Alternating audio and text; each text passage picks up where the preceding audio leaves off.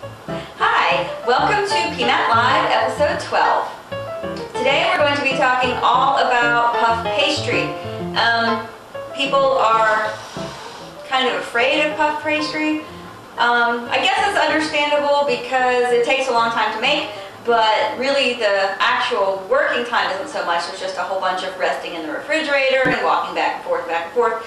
It's really not that scary, so I thought that I would make some for you and then you'll see. I'm going to use my trusty French rolling pin. A regular rolling pin is perfectly fine too. You just want one that's going to give you a fair amount of working space because there's a lot of rolling involved. Two basic parts to the dough I've already made. Part one is the actual dough itself, which is flour, little butter, little salt, titchy bit of lemon juice, and water. There you go.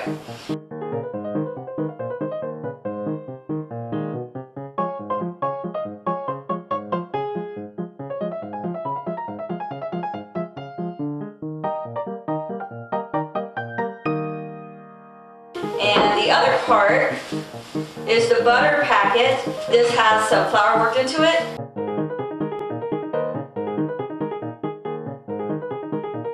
Alright, so I'm going to get the camera set up behind me so you can kind of look over my shoulder and see what's happening with all this rolling and folding business, and we'll go from there. And one of the most critical things to remember about making puff pastry is that you want the texture of your dough to be as similar as possible to the texture of your butter. And I'm just testing that by boinging my finger in. And I'm going to say this is pretty close. So, the first thing you need to do is prepare an envelope for this little guy to live in. So this is the letter, this is the envelope. So first, I'm going to make sure that the body of the envelope is big enough to accept our letter. We want it to go sideways. So we're going to make sure that the dough comes out far enough to accept this envelope at this sort of weird diamond-y angle. So once we do that, then we have to make little nice little flaps, envelope flaps, to roll over the butter and enclose it. So we end up rolling it, rolling 4 flaps.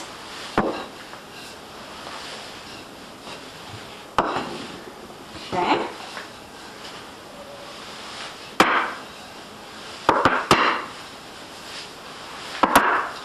So you end up with this little kind of, I don't even know what you call this, but this kind of shape. And your thick part that you haven't rolled should be just about the size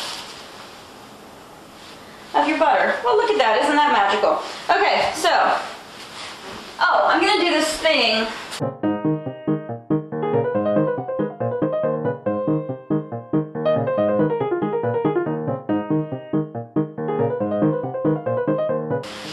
Take my butter. Okay, lift this up and pull it in. Take my other dry pastry brush, brush off all the excess flour.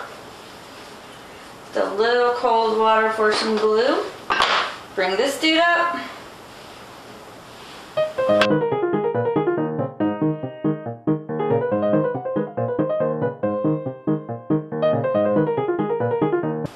Nice, huh? And then we're just going to pinch this to make sure that our butter is nice and encased in his little dough envelope. To get it started, just sort of beating everything. Again, this sort of helps to get out some aggression. It also helps to keep butter evenly distributed in the packet before the real fun begins. Pick it up, make sure it's not stuck, and then we're just going to roll this out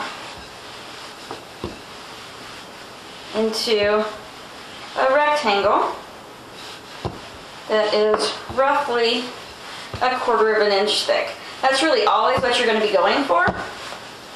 You want the final thickness of the dough, even after you roll all of the layers into it, you want the final thickness to be 1/4 of an inch. So that's easy to remember.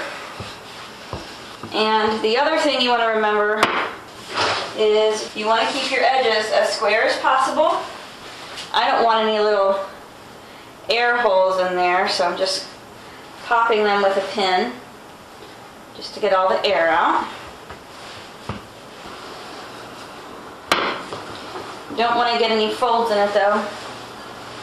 Keep it loose under there so you don't accidentally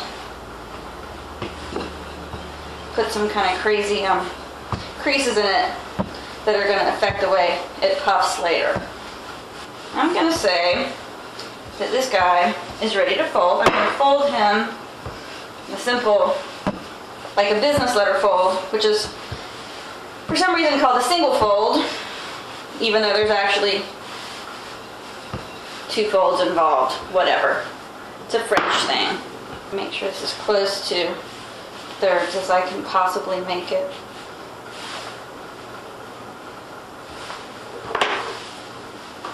Please don't let this dough freak you out. It has been about a half an hour. Of course, the butter has firmed up some. The last thing you want to have happen is your butter to get so firm that when you start to roll it, it breaks. You want to have a continuous sheet of butter. So, in order to get things started again, it's best to smash it a little bit with your rolling pin. I'm going to turn it over and look at my edges. Make sure that everything is as square as I can make it. The places most likely for your butter to start busting out are at the corners. So just take extra special care at the corners. And again, we're looking for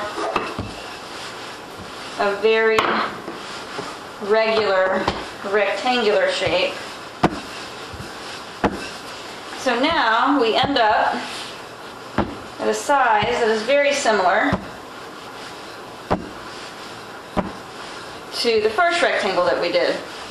It's really what you want to shoot for. You're always shooting for roughly the same thickness and the same dimensions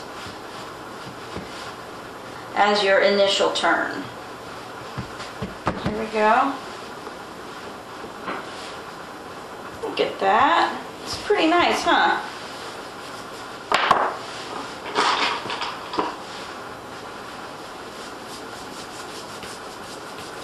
Very thin coating of ice water. Make sure there's no extra flour on this flap. Fold it over.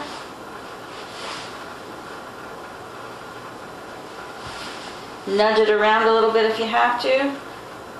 You want to get the edges again lined up as beautifully as you possibly can. Brush, brush, brush.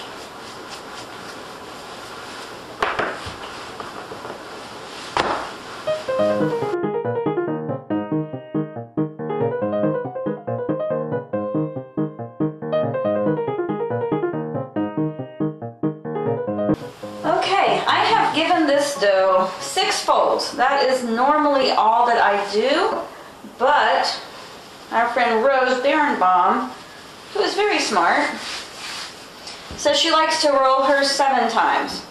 So hopefully the planets won't fall out of alignment, but I'm going to try it. She says it is impossibly light and delightful and whatnot, so how can that be bad? So this is turn number 7.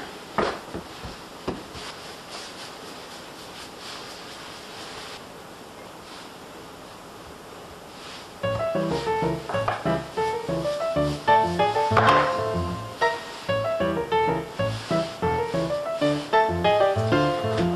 right,